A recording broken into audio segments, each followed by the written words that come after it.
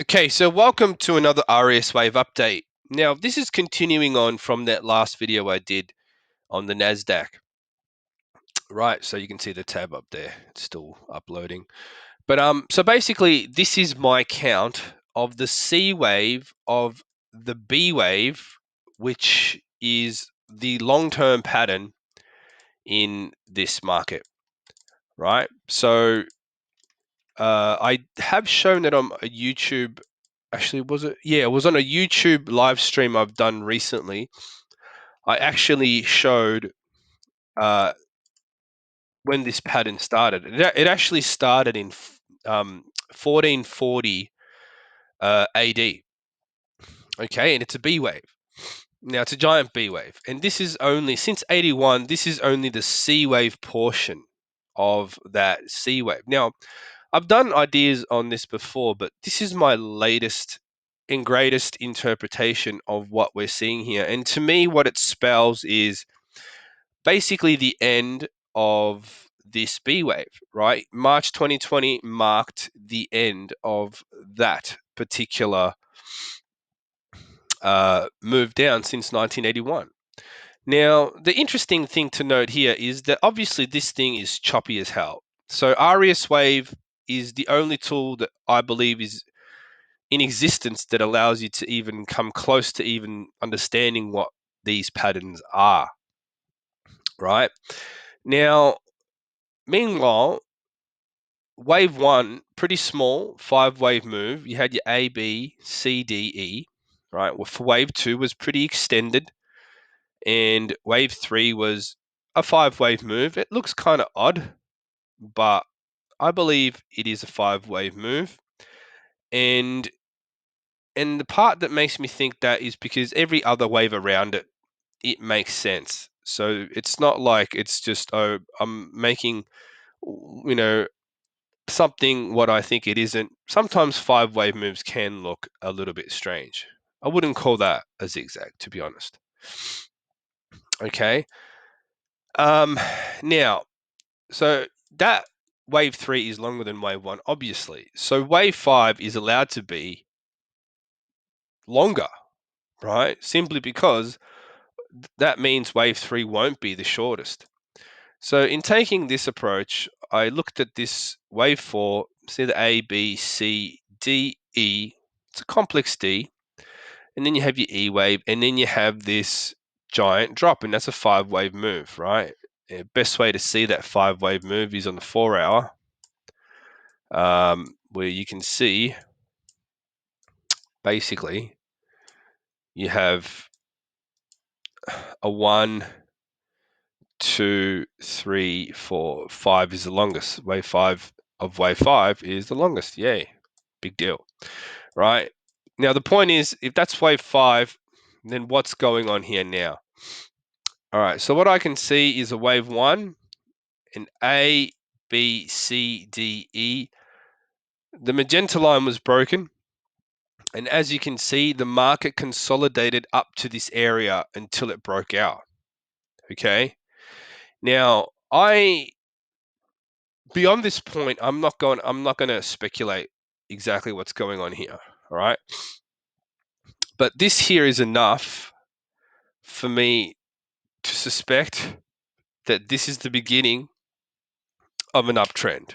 All right. An uptrend in the 10-year bond yield, right? And this is basically AKA interest rates, right? So at the moment, you're probably thinking, well, interest rates are near zero. So if this is 1.2, then how can, well, I suggest you investigate the tips market. There's a lot of trickery going on with the Fed and the bond market. So to me, there's a little bit of a delay, or you could even say leeway, into how that operates, right? So obviously, one of two things can happen. This can go up, or this can go down, right? Or I mean, it could go sideways, but markets don't really go sideways when they're about to make a move, right? And you can see clearly this one is about to make a move. Now, the only thing that could potentially be wrong with this count is potentially the labeling, right? So this could be wave E up here. This could be wave 2, right? This could be wave D, right? So basically what I'm saying is this could be A, B, C, D, E, right? And the magenta line would be typically, actually, that it wouldn't be so much, okay, the magenta line would be up here, right? So if we break above that level, then yeah, this is going to keep going higher, right? Now, typically, when wave 2 is expanded, it usually expands back to the end of wave 1. So I typically mark that as white, right? So far, we've seen this happen. Okay, so labeling aside, we need to see higher, a movement higher from here to confirm that this is a thing, right? That this is true. Now, obviously, apart from that, we're going to need to see a break above this high right there as well, because obviously that's the previous end of wave 4. So that would be the next target. Okay, so first we need to see a break above 1.7 and then above 3.2, and then the rest will probably be history, right? History in the making. So that's my position on what's going on with the 10-year bond yield as of today, as of late. Okay. And one more thing, you don't really need to use a log chart on this particular market.